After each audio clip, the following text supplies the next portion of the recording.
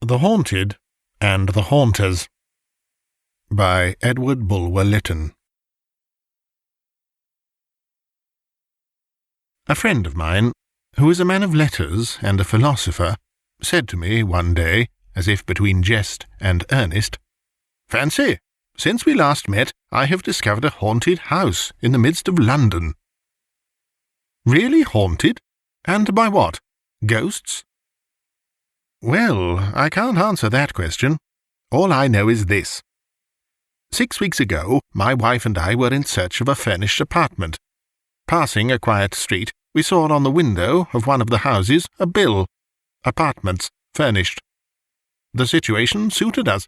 We entered the house, liked the rooms, engaged them by the week, and left them the third day. No power on earth could have reconciled my wife to stay longer, and I don't wonder at it." "What did you see?" "It was not so much what we saw or heard that drove us away, as it was an undefinable terror which seized both of us whenever we passed by the door of a certain unfurnished room, in which we neither saw nor heard anything. Accordingly, on the 4th morning, I summoned the woman who kept the house and attended on us, and told her that the rooms did not quite suit us, and we would not stay out our week. She said, dryly, "I know why. You have stayed here longer than any other lodger. Few ever stayed a second night, none before you a third. But I take it they have been very kind to you." "They who?" I asked, affecting to smile. "Why, they who haunt the house, whoever they are. I don't mind them. I remember them many years ago, when I lived in this house, not as a servant. But I know they will be the death of me some day. I don't care. I'm old, and must die soon, anyhow, and then I shall be with them, and in this house still." The woman spoke with so dreary a calmness that really it was a sort of awe that prevented my conversing with her further. I paid for my week, and too happy were my wife and I to get off so cheaply. "You excite my curiosity," said I. "Nothing I should like better than to sleep in a haunted house. Pray, give me the address of the one which you left so ignominiously." My friend gave me the address, and when we parted, I walked straight toward the house thus indicated. It is situated on the north side of Oxford Street, in a dull but respectable thoroughfare. I found the house shut up, no bill at the window, and no response to my knock. As I was turning away, a beer boy, collecting pewter pots at the neighbouring areas, said to me, "Do you want anyone at that house, sir?" "Yes, I heard it was to be let." "Let? Mr. J. offered mother, who charged for him, £1 a week just to open and shut the windows, and she would not." "Would not? And why?" "The house is haunted, and the old woman who kept it was found dead in her bed, with her eyes wide open. They say the devil strangled her." "Pooh! You speak of Mr. J. Is he the owner of the house?" "Yes." "Where does he live?" "In Gower Street, number 22. I gave the potboy the gratuity earned by his liberal information, and I was lucky enough to find Mr. J. at home, an elderly man, with intelligent countenance and prepossessing manners. I communicated my name and my business frankly. I said I heard the house was considered to be haunted, that I had a strong desire to examine a house with so equivocal a reputation, that I should be greatly obliged if he would allow me to hire it, though only for a night. I was willing to pay for that privilege whatever he might be inclined to ask. "Sir," said Mr. J., with great courtesy, "the house is at your service for as short or as long a time as you please. Rent is out of the question. The poor old woman who died in it 3 weeks ago was a pauper whom I took out of a workhouse. For in her childhood she had been known to some of my family, and had once been in such good circumstances that she had rented that house of my uncle. She was a woman of superior education and strong mind, and was the only person I could ever induce to remain in the house. Indeed, since her death, which was sudden, and the coroner's inquest, which gave it a notoriety in the neighbourhood, I have so despaired of finding any person to take charge of the house, much more a tenant, that I would willingly let it rent-free for a year to anyone who would pay its rates and taxes." "How long is it since the house acquired this sinister character?" "That I can scarcely tell you, but very many years since. The old woman I spoke of said it was haunted when she rented it between 30 and 40 years ago. I never had one lodger who stayed more than 3 days. I do not tell you their stories. To no 2 lodgers have there been exactly the same phenomena repeated. It is better that you should judge for yourself than enter the house with an imagination influenced by previous narratives. Only be prepared to see and to hear something or other, and take whatever precautions you yourself please." "Have you never had a curiosity yourself to pass a night in that house?" "Yes, I passed not a night, but 3 hours in broad daylight alone in that house. My curiosity is not satisfied, but it is quenched.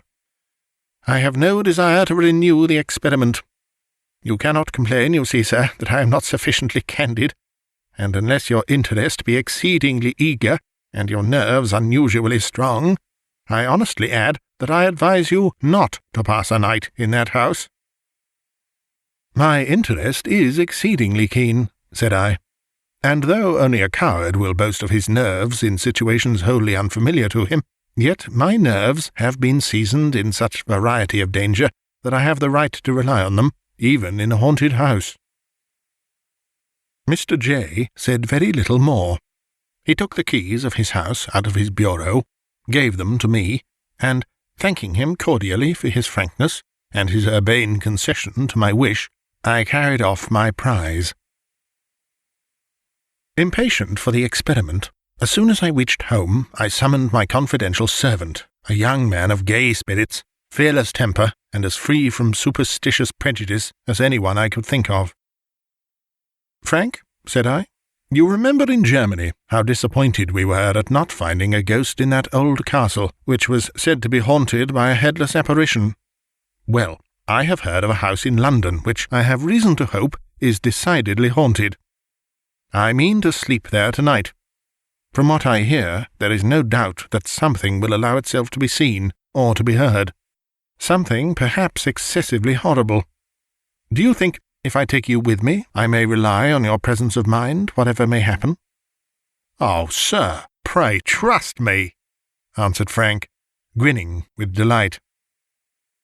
"Well, then, here are the keys of the house. This is the address. Go now. Select for me any bedroom you please, and since the house has not been inhabited for weeks, make up a good fire. Air the bed well. See, of course, that there are candles as well as fuel. Take with you my revolver and my dagger. So much for my weapons.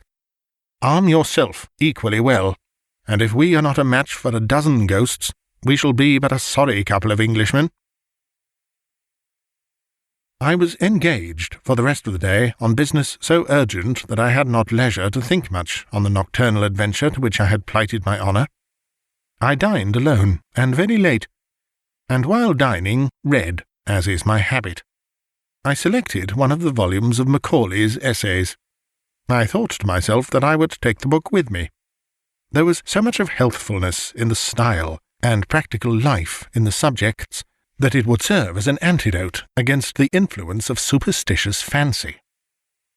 Accordingly, about 9:30, I put the book into my pocket and strolled leisurely toward the haunted house.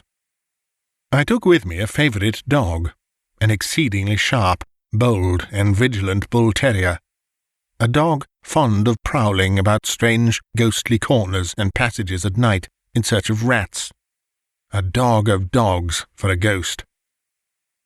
It was a summer night, but chilly, the sky somewhat gloomy and overcast. Still, there was a moon, faint and sickly, but still a moon, and if the clouds permitted after midnight, it would be brighter. I reached the house, knocked, and my servant opened the door with a cheerful smile. "All right, sir, I'm very comfortable." "Oh," said I, rather disappointed. Have you not seen nor heard anything remarkable?" "Well, sir, I must own I have heard something queer." "What? What?" "The sound of feet pattering behind me, and once or twice small noises like whispers close at my ear. Nothing more." "You are not at all frightened?" "I? Not a bit of it, sir." And the man's bold look reassured me on one point, viz., that, happen what might, he would not desert me. We were in the hall, the street door closed, and my attention was now drawn to my dog. He had at first run in eagerly enough, but had sneaked back to the door, and was scratching and whining to get out. After patting him on the head and encouraging him gently, the dog seemed to reconcile himself to the situation, and followed me and Frank through the house, but keeping close at my heels instead of hurrying inquisitively in advance, which was his usual and normal habit in all strange places. We first visited the subterranean apartments, the kitchen and other offices, and especially the cellars, in which last there were 2 or 3 bottles of wine still left in a bin covered with cobwebs, and evidently, by their appearance, undisturbed for many years. It was clear that the ghosts were not wine-bibbers. For the rest, we discovered nothing of interest. There was a gloomy little backyard with very high walls. The stones of this yard were very damp, and, what with the damp, and with the dust and smoke-grime on the pavement, our feet left a slight impression where we passed. And now appeared the first strange phenomenon witnessed by myself in this strange abode. I saw, just before me, the print of a foot suddenly form itself, as it were. I stopped, caught hold of my servant, and pointed to it. In advance of that footprint, as suddenly, dropped another. We both saw it. I advanced quickly to the place. The footprint kept advancing before me. A small footprint, the foot of a child. The impression was too faint thoroughly to distinguish the shape, but it seemed to us both that it was the print of a naked foot. This phenomenon ceased when we arrived at the opposite wall, nor did it repeat itself on returning. We remounted the stairs and entered the rooms on the ground floor. A dining parlour, a small back parlour, and a still smaller third room that had been probably appropriated to a footman.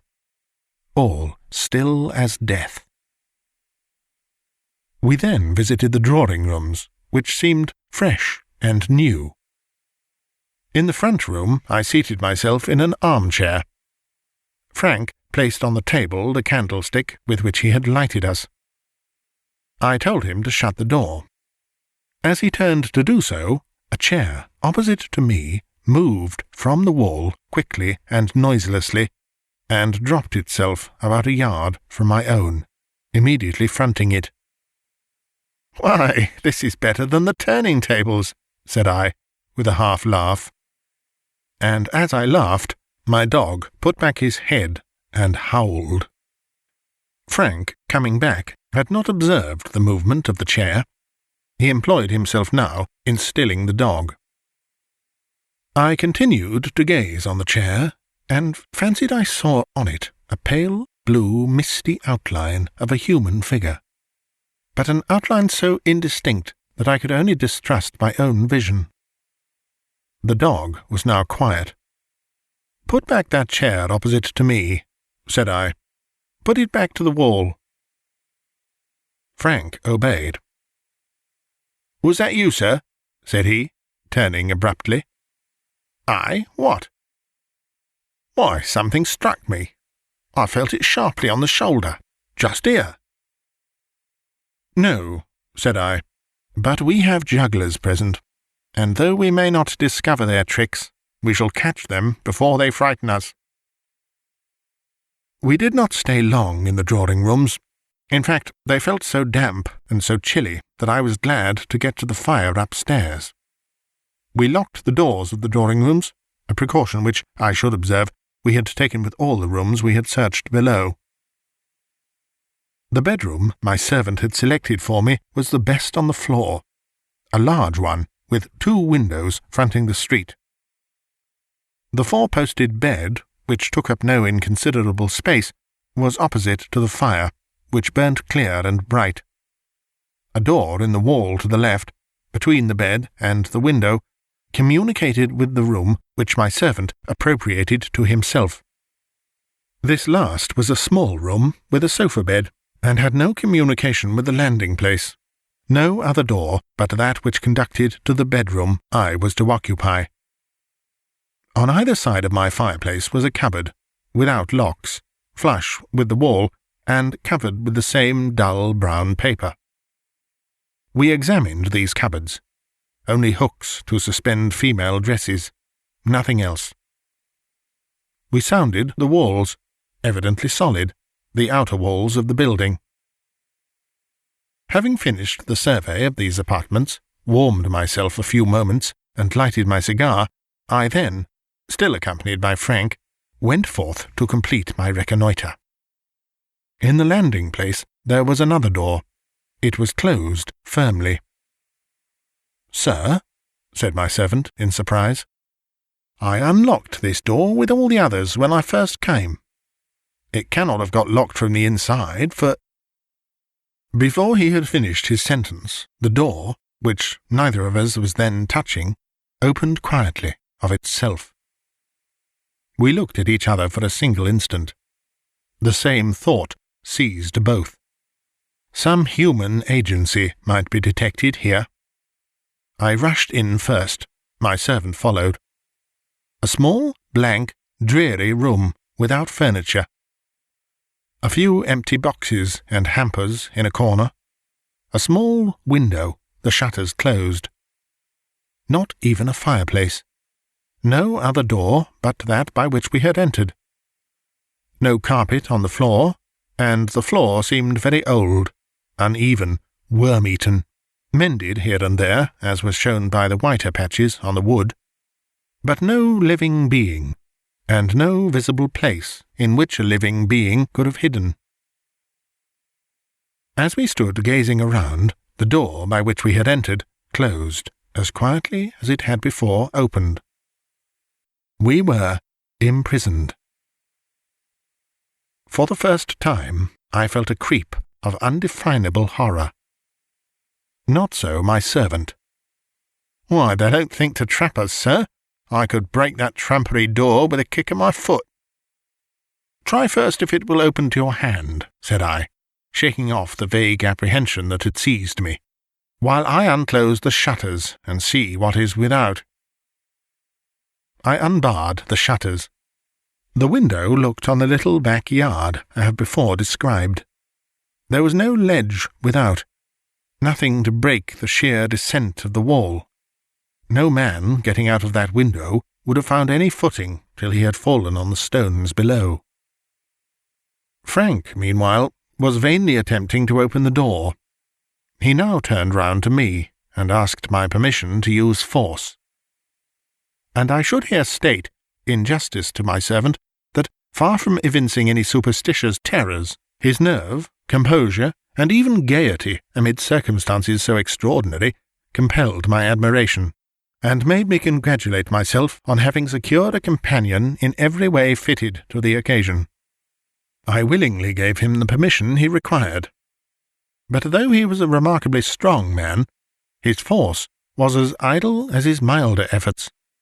The door did not even shake to his stoutest kick. Breathless and panting, he desisted. I then tried the door myself, equally in vain. As I ceased from the effort, again that creep of horror came over me, but this time it was more cold and stubborn. I felt as if some strange and ghastly exhalation were rising up from the chinks of that rugged floor, and filling the atmosphere with a venomous influence hostile to human life. The door now, very slowly and quietly, opened, as of its own accord. We precipitated ourselves into the landing-place.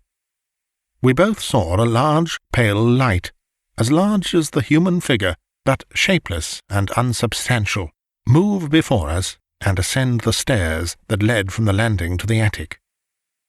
I followed the light, and my servant followed me. It entered to the right of the landing a small garret, of which the door stood open. I entered in the same instant. The light then collapsed into a small globule, exceedingly brilliant and vivid, rested a moment on a bed in the corner, quivered, and vanished. We approached the bed and examined it, a half-tester, such as is commonly found in attics devoted to servants. On the drawers that stood near it we perceived an old faded silk handkerchief, with the needle still left in a rent, half repaired. The kerchief was covered with dust. Probably it had belonged to the old woman who had last died in that house, and this might have been her sleeping room. I had sufficient curiosity to open the drawers. There were a few odds and ends of female dress, and 2 letters tied round with a narrow ribbon of faded yellow. I took the liberty to possess myself of the letters. We found nothing else in the room worth noticing, nor did the light reappear. But we distinctly heard, as we turned to go, a pattering footfall on the floor just before us. We went through the other attics, in all 4, the footfall still preceding us. Nothing to be seen. Nothing but the footfall heard. I had the letters in my hand. Just as I was descending the stairs, I distinctly felt my wrist seized, and a faint, soft effort made to draw the letters from my clasp. I only held them the more tightly, and the effort ceased. We regained the bedchamber appropriated to myself, and I then remarked that my dog had not followed us when we had left it. He was thrusting himself close to the fire and trembling. I was impatient to examine the letters, and while I read them, my servant opened a little box, in which he had deposited the weapons I had ordered him to bring, took them out, placed them on a table close at my bed head, and he occupied himself in soothing the dog, who, however, seemed to heed him very little. The letters were short. They were dated, the dates exactly 35 years ago. They were evidently from a lover to his mistress, or a husband to some young wife. Not only the terms of expression, but a distinct reference to a former voyage indicated the writer to have been a seafarer. The spelling and handwriting were those of a man imperfectly educated, but still the language itself was forcible. In the expressions of endearment there was a kind of rough, wild love, but here and there were dark, unintelligible hints at some secret not of love, some secret that seemed of crime. "We ought to love each other," was one of the sentences I remember, "for how everyone else would execrate us if all was known." Again, "Don't let anyone be in the same room with you at night. You talk in your sleep."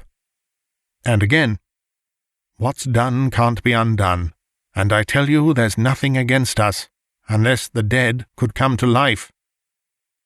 Here there was underlined in a better handwriting, a female's, "They do."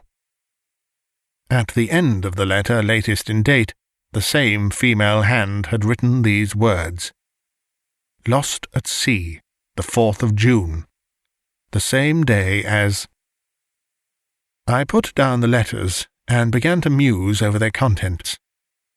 Fearing, however, that the train of thought into which I fell might unsteady my nerves, I fully determined to keep my mind in a fit state to cope with whatever of marvellous the advancing night might bring forth. I roused myself, laid the letters on the table, stared up the fire, which was still bright and cheering, and opened my volume of Macaulay. I read quietly enough till about 11:30. I then threw myself, dressed, upon the bed, and told my servant he might retire to his own room, but must keep himself awake. I bade him leave open the door between the 2 rooms. Thus alone, I kept 2 candles burning on the table by my bed head. I placed my watch beside the weapons, and calmly resumed my Macaulay. Opposite to me the fire burned clear, and on the hearthrug, seemingly asleep, lay the dog. In about 20 minutes I felt an exceedingly cold air pass by my cheek, like a sudden draught. I fancied the door to my right, communicating with the landing-place, must have got open. But no, it was closed. I then turned my glance to my left, and saw the flame of the candles violently swayed as by a wind. At the same moment, the watch beside the revolver softly slid from the table. Softly, softly, no visible hand. It was gone. I sprang up, seizing the revolver with one hand, the dagger with the other. I was not willing that my weapons should share the fate of the watch. Thus armed, I looked round the floor.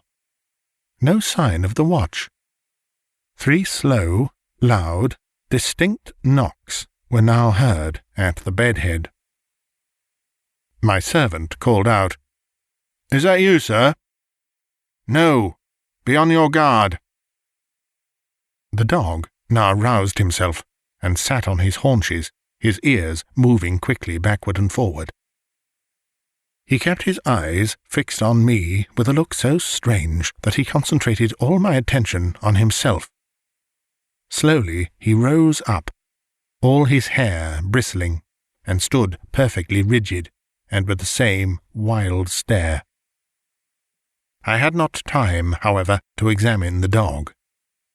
Presently my servant emerged from his room, and if ever I saw horror in the human face, it was then.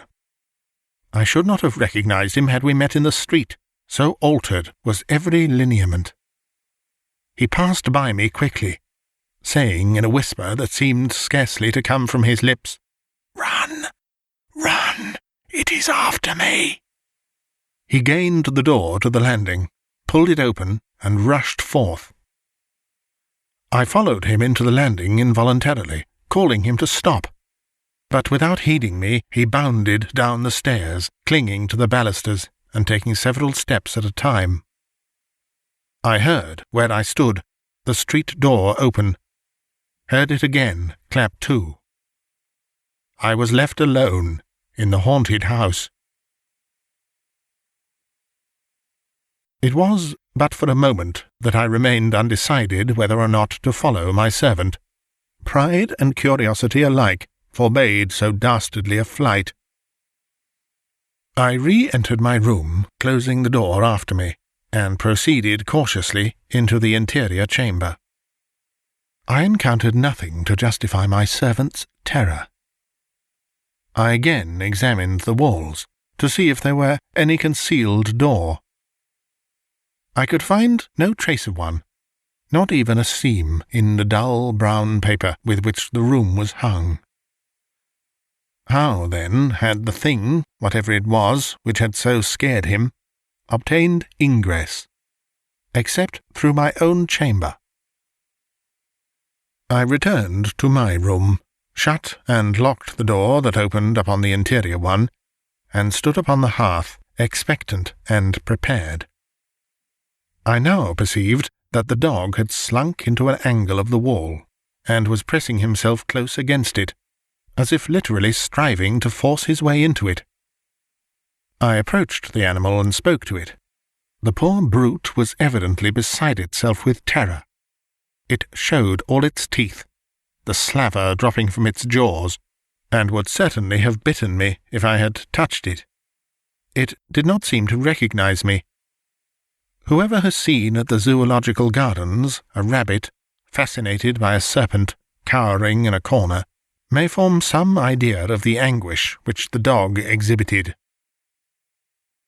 Finding all efforts to soothe the animal in vain, and fearing that his bite might be as venomous in that state as in the madness of hydrophobia, I left him alone, placed my weapons on the table beside the fire, seated myself, and recommenced my Macaulay. I now became aware that something interposed between the page and the light. The page was overshadowed. I looked up, and I saw what I shall find it very difficult, perhaps impossible, to describe. It was a darkness shaping itself forth from the air in a very undefined outline. I cannot say it was of a human form, and yet it had more resemblance to a human form, or rather shadow, than to anything else. As it stood, wholly apart and distinct from the air and the light around it, its dimensions seemed gigantic, the summit nearly touching the ceiling. While I gazed, a feeling of intense cold seized me. An iceberg before me could not more have chilled me, nor could the cold of an iceberg have been more purely physical.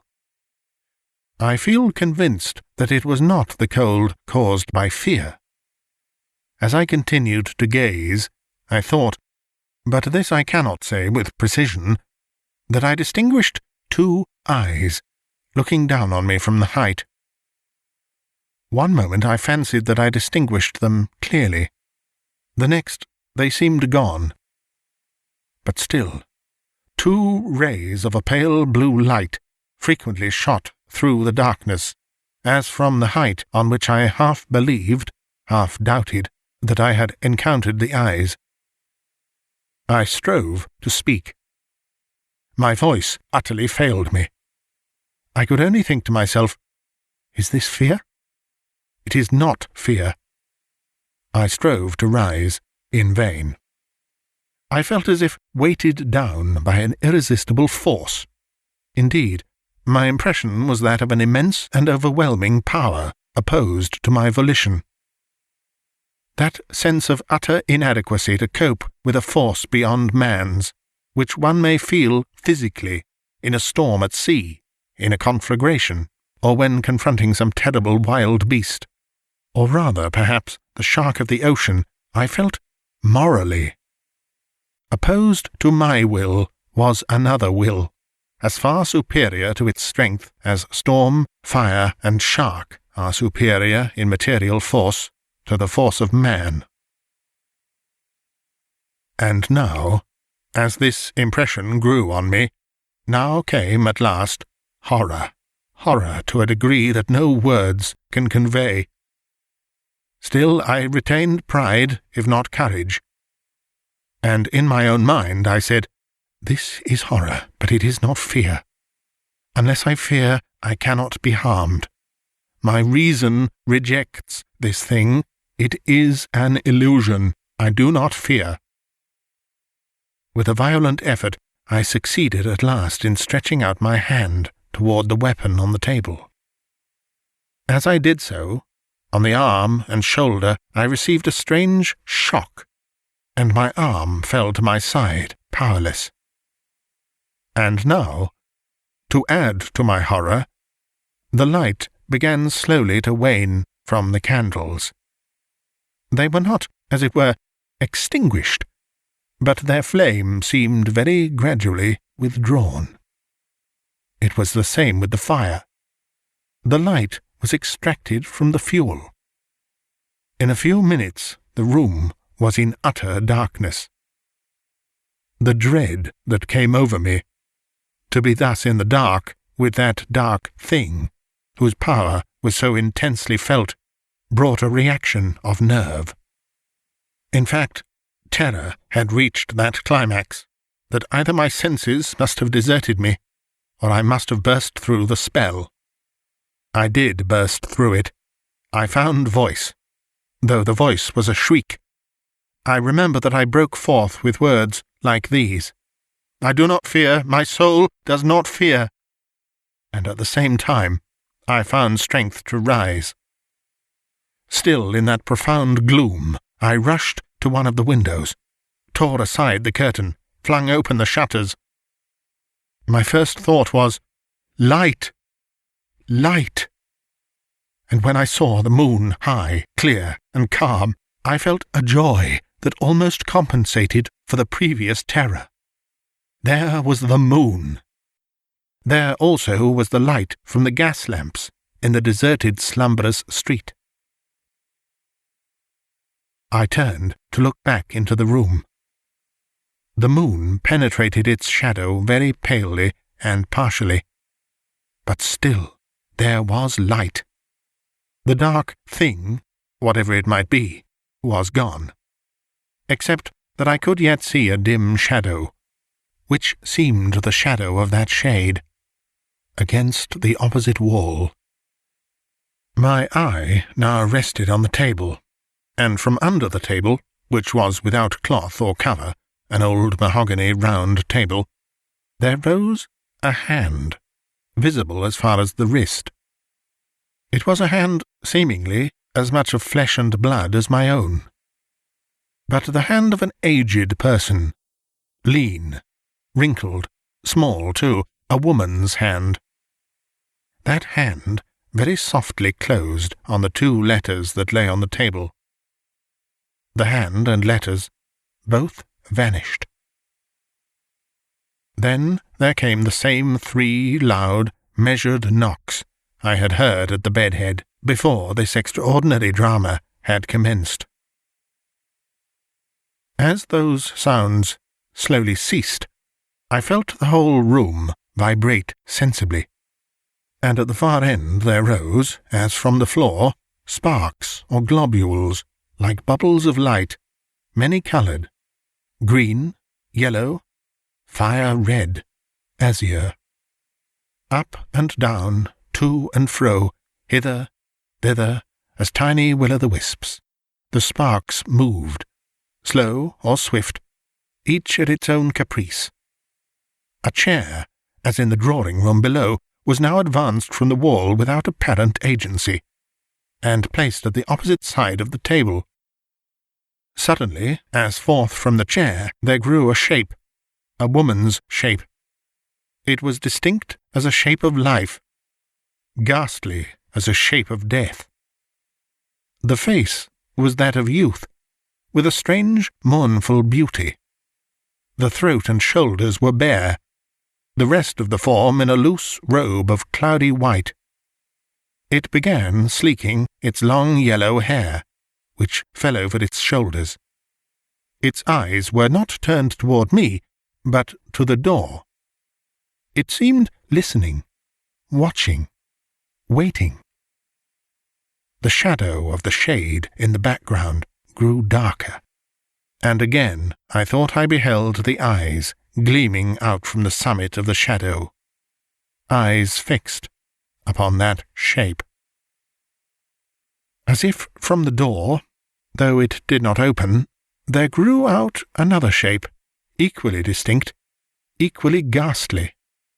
A man's shape, a young man's.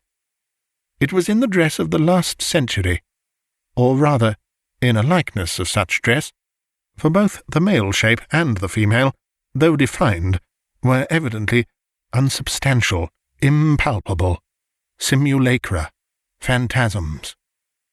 And there was something incongruous, grotesque, yet fearful, in the contrast between the elaborate finery, the courtly precision of that old-fashioned garb, with its ruffles and lace and buckles, and the corpse-like stillness of the flitting wearer. Just as the male shape approached the female, the dark shadow started from the wall, all 3 for a moment, wrapped in darkness.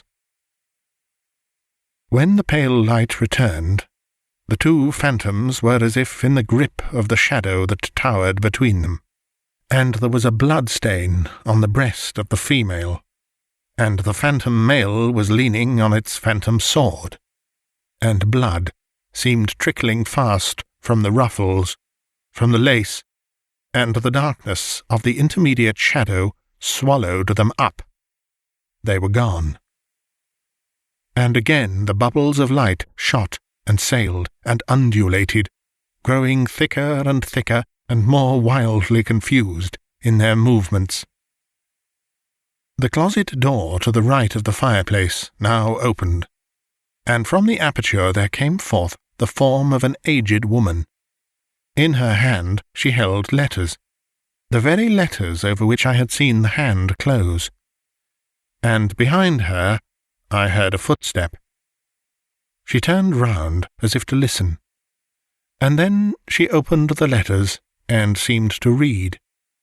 And over her shoulder I saw a livid face, the face as of a man long drowned, bloated, bleached, seaweed tangled in his dripping hair. And at her feet lay a form as of a corpse, and beside the corpse there cowered a child, a miserable squalid child, with famine in its cheeks and fear in its eyes. And as I looked in the old woman's face, the wrinkles and lines vanished, and it became a face of youth, hard-eyed, stony, but still youth. And the shadow darted forth, and darkened over those phantoms, as it had darkened over the last. Nothing now was left but the shadow, and on that my eyes were intently fixed, till again eyes grew out of the shadow, malignant serpent eyes, and the bubbles of light again rose and fell, and in their disordered, irregular, turbulent maze mingled with the one moonlight. And now, from these globules themselves, as from the shell of an egg, monstrous things burst out. The air grew filled with them. Larvae, so bloodless and so hideous that I can in no way describe them, except to remind the reader of the swarming life which the solar microscope brings before his eyes in a drop of water. Things transparent, supple, agile, chasing each other, devouring each other, forms like naught ever beheld by the naked eye. As the shapes were without symmetry, so their movements were without order. In their very vagrancies there was no sport. They came round me and round, thicker and faster and swifter, swarming over my head, crawling over my right arm, which was outstretched in involuntary command against all evil beings. Sometimes I felt myself touched, but not by them. Invisible hands touched me. Once I felt the clutch as of cold, soft fingers at my throat. I was still equally conscious that if I gave way to fear, I should be in bodily peril, and I concentrated all my faculties in the single focus of resisting stubborn will. And I turned my sight from the shadow, above all from those strange serpent eyes which had now become distinctly visible. For there, though in naught else around me, I was aware that there was a will, and a will of intense, creative, working evil, which might crush down my own. The pale atmosphere in the room began now to redden, as if in the air of some near conflagration. The larvae grew lurid as things that live in fire. Again the moon vibrated. Again were heard the 3 measured knocks, and again all things were swallowed up in the darkness of the dark shadow. As if out of that darkness all had come, into that darkness all returned. As the gloom receded, the shadow was wholly gone. Slowly, as it had been withdrawn, the flame grew again into the candles on the table, again into the fuel in the grate. The whole room came once more calmly, healthfully into sight. The 2 doors were still closed, the door communicating with the servants' room still locked. In the corner of the wall, into which he had so convulsively niched himself, lay the dog. I called to him. No movement. I approached. The animal was dead. His eyes protruded, his tongue out of his mouth. The froth gathered round his jaws. I took him in my arms, I brought him to the fire. I felt acute grief for the loss of my poor favourite, acute self-reproach. I accused myself of his death. I imagined he had died of fright. But what was my surprise on finding that his neck was actually broken? Had this been done in the dark? Must it not have been by a hand, human as mine? Must there not have been a human agency all the while in that room? Good cause to suspect it. I cannot tell. I cannot do more than state the fact fairly. The reader may draw his own inference. Another surprising circumstance. My watch was restored to the table from which it had been so mysteriously withdrawn. But it had stopped at the very moment it was so withdrawn. Nor, despite all the skill of the watchmaker, has it ever gone since. That is, it will go in a strange, erratic way for a few hours, and then come to a dead stop. It is worthless. Nothing more chanced for the rest of the night, nor indeed had I long to wait before the dawn broke. Not till it was broad daylight did I quit the haunted house. Before I did so, I revisited the little blind room in which my servant and myself had been for a time imprisoned. I had a strong impression, for which I could not account, that from that room had originated the mechanism of the phenomena, if I may use the term, which had been experienced in my chamber. And though I entered it now in the clear day, with the sun peering through the filmy window, I still felt, as I stood on its floors, the creep of the horror which I had first there experienced the night before, and which had been so aggravated by what had passed in my own chamber. I could not, indeed, bear to stay more than half a minute within those walls. I descended the stairs, and again I heard the footfall before me, and when I opened the street door, I thought I could distinguish a very low laugh. I gained my own house, expecting to find my runaway servant there. But he had not presented himself, nor did I hear more of him for 3 days, when I received a letter from him, dated from Liverpool, to this effect: "Honoured Sir, I humbly entreat your pardon, though I can scarcely hope that you will think I deserve it, unless, which heaven forbid, you saw what I did. I feel that it will be years before I can recover myself, and as to being fit for service, it is out of the question. I am therefore going to my brother-in-law at Melbourne. The ship sails tomorrow. Perhaps the long voyage may set me up. I do nothing now but start and tremble, and fancy it is behind me. I humbly beg you, honoured sir, to order my clothes and whatever wages are due to me to be sent to my mother's at Walworth. John knows her address." The letter ended with additional apologies, somewhat incoherent, and explanatory details as to effects that had been under the writer's charge. This flight may perhaps warrant a suspicion that the man wished to go to Australia, and had been somehow or other fraudulently mixed up with the events of the night. I say nothing in refutation of that conjecture. Rather, I suggest it as one that would seem to many persons the most probable solution of improbable occurrences. My belief in my own theory remained unshaken. I returned in the evening to the house, to bring away in a hack cab the things I had left there, with my poor dog's body. In this task I was not disturbed, nor did any incident worth note befall me, except that still, on ascending and descending the stairs, I heard the same footfall in advance. On leaving the house, I went to Mr. J's. He was at home.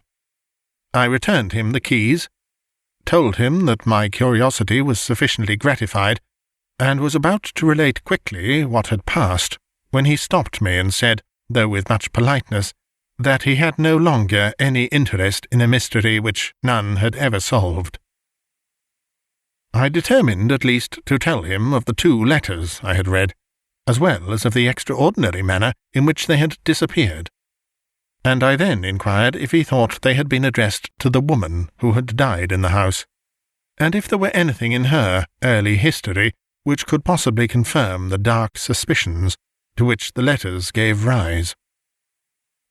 Mr. J. seemed startled, and after musing a few moments, answered, "I am but little acquainted with the woman's earlier history, except, as I told you before, that her family were known to mine.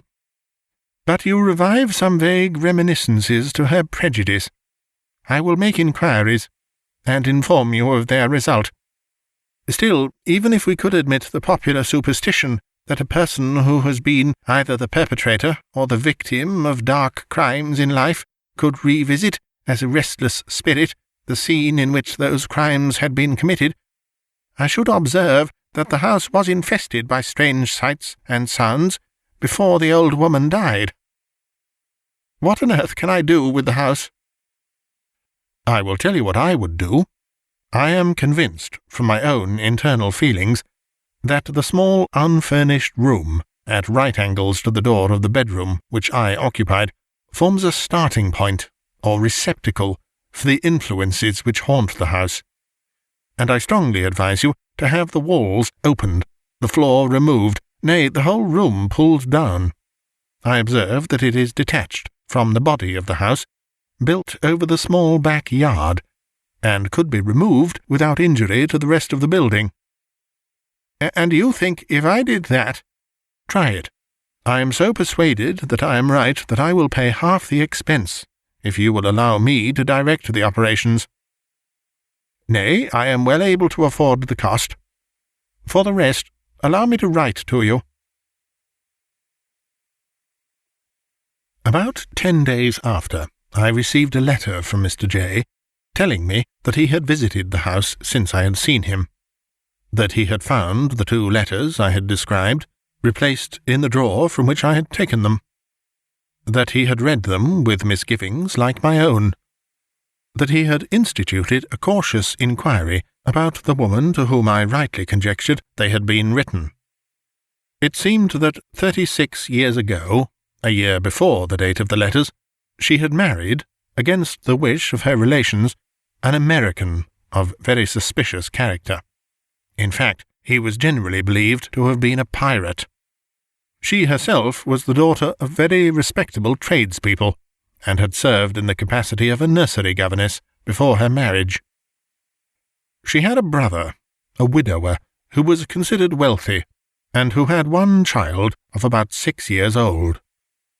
A month after the marriage, the body of this brother was found in the Thames, near London Bridge. There seemed some marks of violence about his throat, but they were not deemed sufficient to warrant the inquest in any other verdict than that of found drowned. The American and his wife took charge of the little boy, the deceased brother having by his will left his sister the guardianship of his only child, and, in the event of the child's death, the sister inherited. The child died about 6 months afterward. It was supposed to have been neglected and ill-treated. The neighbours deposed to have heard it shriek at night. The surgeon, who had examined it after death, said that it was emaciated as if from want of nourishment, and the body was covered with livid bruises. It seemed that one winter night the child had sought to escape, crept out into the backyard, tried to scale the wall, fallen back exhausted, and had been found at morning on the stones, in a dying state. But though there was some evidence of cruelty, there was none of murder, and the aunt and her husband had sought to palliate cruelty by alleging the exceeding stubbornness and perversity of the child, who was declared to be half-witted. Be that as it may, at the orphan's death, the aunt inherited her brother's fortune. Before the first wedded year was out, the American quitted England abruptly, and never returned to it. He obtained a cruising vessel, which was lost in the Atlantic 2 years afterward. The widow was left in affluence, but reverses of various kinds had befallen her. A bank broke, an investment failed, she went into a small business and became insolvent. Then she entered into service, sinking lower and lower, from housekeeper down to maid-of-all-work, never long retaining a place, though nothing decided against her character was ever alleged. She was considered sober, honest, and peculiarly quiet in her ways. Still, nothing prospered with her, and so she had dropped into the workhouse, from which Mr. J. had taken her, to be placed in charge of the very house which she had rented as mistress in the first year of her wedded life. Mr. J. added that he had passed an hour alone in the unfurnished room which I had urged him to destroy, and that his impressions of dread while he was there were so great, though he had neither heard nor seen anything, that he was eager to have the walls bared and the floors removed, as I had suggested. He had engaged persons for the work, and would commence any day I would name. The day was accordingly fixed. I repaired to the haunted house. We went into the blind, dreary room, took up the skirting, and then the floors. Under the rafters, covered with rubbish, was found a trapdoor, quite large enough to admit a man. It was closely nailed down with clamps and rivets of iron. On removing these, we descended into a room below, the existence of which had never been suspected. In this room there had been a window and a flue, but they had been bricked over, evidently for many years. By the help of candles we examined this place. It still retained some mouldering furniture, 3 chairs, an oak settle, a table, all of the fashion of about 80 years ago. There was a chest of drawers against the wall, in which we found, half rotted away, old-fashioned articles of a man's dress, such as might have been worn 80 or 100 years ago by a gentleman of some rank. Costly steel buttons and buckles, like those yet worn in court dresses. A handsome court sword. In a waistcoat which had once been rich with gold lace, but which was now blackened and foul with damp, we found 5 guineas, a few silver coins, and an ivory ticket, probably for some place of entertainment long since passed away. But our main discovery was in a kind of iron safe, fixed to the wall, the lock of which it cost us much trouble to get picked. In this safe were 3 shelves, and 2 small drawers. Ranged on the shelves were several small bottles of crystal, hermetically stoppered. They contained colourless, volatile essences, of the nature of which I shall only say that they were not poisonous. Phosphor and ammonia entered into some of them. There were also some very curious glass tubes, and a small pointed rod of iron, with a large lump of rock crystal, and another of amber, also a lodestone of great power. In one of the drawers we found a miniature portrait set in gold, and retaining the freshness of its colours most remarkably, considering the length of time it had probably been there. The portrait was that of a man who might be somewhat advanced in middle life, perhaps 47 or 48. It was a remarkable face, a most impressive face. If you could fancy some mighty serpent transformed into a man, preserving in the human lineaments the old serpent type, you would have a better idea of that countenance than long descriptions can convey. The width and flatness of frontal, the tapering elegance of contour disguising the strength of the deadly jaw, the long, large, terrible eye, glittering and green as the emerald, and withal a certain ruthless calm, as if from the consciousness of an immense power. Mechanically, I turned round the miniature to examine the back of it, and on the back was engraved a pentacle. In the middle of the pentacle a ladder, and the third step of the ladder was formed by the date 1765. Examining still more minutely, I detected a spring. This, on being pressed, opened the back of the miniature as a lid. Within inside the lid was engraved, "Mariana to thee, be faithful in life and in death to—" Here follows a name that I will not mention, but it was not unfamiliar to me. I had heard it spoken of by old men in my childhood, as the name borne by a dazzling charlatan who had made a great sensation in London for a year or so, and had fled the country on the charge of a double murder within his own house, that of his mistress and his rival. I said nothing of this to Mr. J., to whom reluctantly I resigned the miniature. We had found no difficulty in opening the first drawer within the iron safe. We found great difficulty in opening the second. It was not locked, but it resisted all efforts, till we inserted in the chinks the edge of a chisel. When we had thus drawn it forth, we found a very singular apparatus in the nicest order. Upon a small thin book, or rather tablet, was placed a saucer of crystal. This saucer was filled with a clear liquid. On that liquid floated a kind of compass, with a needle shifting rapidly round. But instead of the usual points of the compass were 7 strange characters, not very unlike those used by astrologers to denote the planets. A peculiar, but not strong nor displeasing odour came from this drawer, which was lined with a wood that we afterward discovered to be hazel. Whatever the cause of this odour, it produced a material effect on the nerves. We all felt it, even the 2 workmen who were in the room. A creeping, tingling sensation, from the tips of the fingers to the roots of the hair. Impatient to examine the tablet, I removed the saucer. As I did so, the needle of the compass went round and round, with exceeding swiftness, and I felt a shock that ran through my whole frame, so that I dropped the saucer on the floor. The liquid was spilled, the saucer was broken, the compass rolled to the end of the room, and at that instant the walls shook to and fro, as if a giant had swayed and rocked them. The 2 workmen were so frightened that they ran up the ladder by which we had descended from the trap-door. But seeing that nothing more happened, they were easily induced to return. Meanwhile, I had opened the tablet.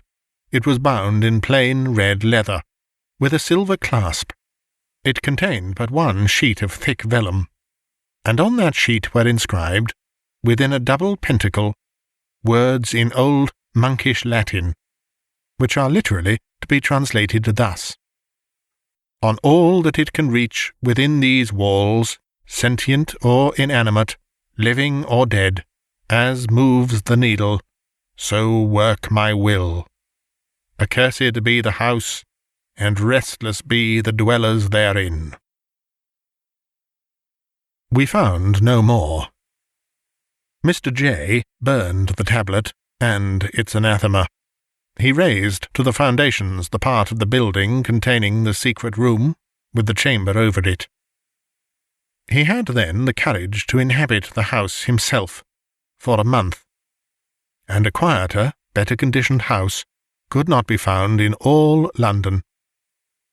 Subsequently, he let it to advantage, and his tenant has made no complaints.